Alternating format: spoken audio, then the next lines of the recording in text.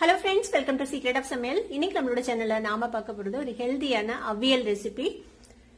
இத வந்துட்டு ஒரு சைட் டிஷ்ஷா நீங்க ரைஸ் கூட வச்சு சாப்பிடலாம், இல்ல அடை கூட ரொம்பவே நல்லா இருக்கும் இந்த காம்பினேஷன். வீடியோக்குள்ள போறதுக்கு முன்னாடி நீங்க என்னோட சேனலுக்கு இப்பதான் முதல் முறையா வரீங்கன்னா வீடியோ கீழ இருக்க சப்ஸ்கிரைப் பட்டனை மறக்காம பிரஸ் பண்ணிக்கோங்க. பக்கத்துல இருக்கிற நோட்டிபிகேஷன் பெல்லையும் மறக்காம கிளிக் பண்ணிக்கோங்க. அப்பதான் ஃபியூச்சர் நோட்டிபிகேஷன்ஸ் உங்களுக்கு உடனே வந்து சேரும். சரி வாங்க டிலே பண்ணாம இந்த செம டேஸ்டியான அவியல் எப்படி செய்யலாம்னு பார்க்கலாம். அவியலுக்கு வந்து நம்ம எந்த காய் வேணா யூஸ் பண்ணலாம். நான் இன்னைக்கு எடுத்திருக்கிறது ஒரு சின்ன சைஸ் உருளைக்கிழங்கு இந்த மாதிரி நீல வாட்டில நறுக்கி வச்சிருக்கேன், தோல் சீவிட்டு. கொஞ்சமா கொத்தவரங்காய் இந்த மாதிரி நீளமா நறுக்கி வச்சுக்கோங்க. கோவக்காய் எடுத்திருக்கிறேன், அதையும் இந்த மாதிரி நீளமா நறுக்கி வச்சுக்கோங்க.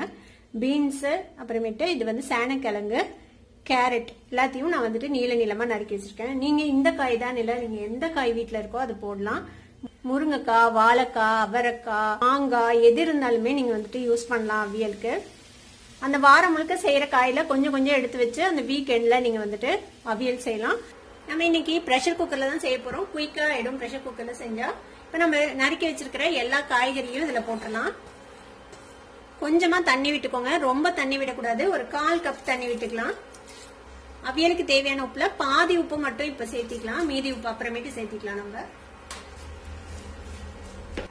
இப்ப நம்ம பிரஷர் குக்கர் மூடி ஒரே ஒரு விசில் ஹை ஃபிளேம்ல வச்சு ஒரே ஒரு விசில் விட்டு உடனே நம்ம ஓபன் பண்ணிட போறோம். காய் வந்துட்டு ரொம்ப குழஞ்சிடக்கூடாது, கரெக்டா வெந்திருக்கணும்.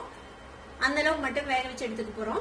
அந்த காயெல்லாம் வேகத்துக்குள்ள நம்ம அதுக்கான மசாலாவை ரெடி பண்ணிடலாம். இதுக்கு வந்துட்டு ஒரு 1/4 மூடி தேங்காய் இந்த மாதிரி துருவி வச்சிருக்கேன். ஒரு டீஸ்பூன் சீரகம், 2 பச்சை மிளகாய் எடுத்து வச்சிருக்கேன். மிளகாய் வந்து உங்க காரத்துக்கு தேவையான அளவுக்கு சேர்த்திக்கோங்க. மிக்சி ஜார்ல போட்டலாம் அது எல்லாத்தையும். இதை தண்ணி விடாம கொரப்பா இதை அரைச்சு எடுத்துட்டு வந்துடலாம்.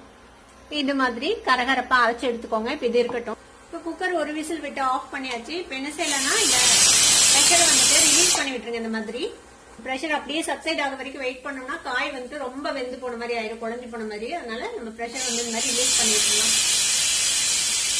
இப்ப பாருங்க எல்லாமே நல்லா வெந்திருக்கும். இந்த சேனக்கிழங்கு தான் இருக்கிறதுலே கொஞ்சம் ஹார்டான வெஜிடபிள். அதை வந்துட்டு இந்த மாதிரி நசுக்கி பாருங்க, வெந்துருச்சு நல்லா. இப்ப எல்லா காயுமே ஈவனா வெந்திருக்கும். இப்ப அடுப்பை திருப்பி ஆன் பண்ணிட்டு கொஞ்சம் சிம்ல வச்சிடுங்க. நம்ம ரெடி பண்ணி வச்சிருக்கிறோம்ல இந்த அரைச்ச விழுது, அதை வந்துட்டு இதுல சேர்த்திக்கலாம்.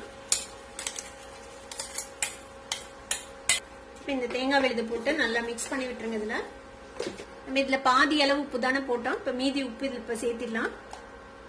சும்மா ஒரு 30 செகண்ட் மட்டும் இப்படியே பரட்டி விடுங்க. தேங்காய் போட்டதுக்கு அப்புறம் ரொம்ப எல்லாம் வேகெல்லாம் தேவையில்லை. எதுவும் இந்த சீரகம் பச்சை மிளகாய் போட்டோம்ல அதோட பச்சை வாசனை போற வரைக்கும் மட்டும் ஒரு பரட்டி விட்டுலாம். இப்ப இதுல நம்ம தேவையான அளவுக்கு தயிர் சேர்த்திக்க போறோம். அதிகம் புளிப்பு இல்லாத தயிர் சேர்த்திக்கோங்க. லேசா புளிச்சிருந்தா பரவாயில்ல, நல்லாதான் இருக்கும். இப்ப இதுல நான் வந்துட்டு ஒரு 1/2 கப் அளவுக்கு தயிர் சேர்த்து பரட்டி விட்டுட்டேன். தயிர் வந்து உங்களுக்கு எவ்வளவு வேணுமோ அந்த அளவுக்கு சேர்த்திக்கலாம். உங்களுக்கு பரட்டின மாதிரி வேணும்னா இன்னும் கம்மியா சேர்த்தினீங்கன்னா கூட போதும். நான் இந்த அளவுக்கு தயிர் சேர்த்திருக்கேன். வந்து நீங்க தாளிக்காம இப்படியே மேல கொஞ்சமா தேங்காய் எண்ணெய் விட்டு அரைக்கிறதுனால இறக்கிடலாம், அதுவும் நல்லா இருக்கும். நாம இதுல கொஞ்சமா தாளிச்சு கொட்ட போறோம். தயிர் சேர்த்துனதுக்கு அப்புறம் ரொம்ப கொதிக்க விடக்கூடாது. ஜஸ்ட் ஒரு 30 செகண்ட்ஸ் மட்டும் ஒரு பரட்டி நம்ம இறக்கிட வேண்டியதா. அதை இறக்கிடலாம். இதை வந்து நம்ம தாளிச்சு கொட்டிடலாம். ஒரு கடாய் அடுப்புல வச்சிருக்கேன். இதுல வந்து கொஞ்சமா தேங்காய் எண்ணெய் விட்டுக்கலாம். ஒரு டேபிள் ஸ்பூன் அளவுக்கு தேங்காய் எண்ணெய்.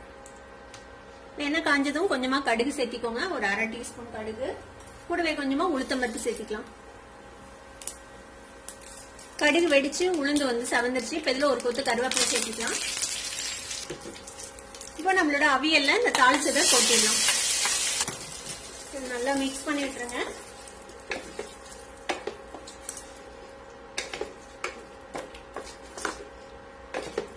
அவ்வளவுதான், நம்மளோட செம டேஸ்டியான அவியல் ரெடி ஆயிடுச்சு. நம்மளோட அவியல் இப்ப சூப்பரா ரெடி ஆயிடுச்சு.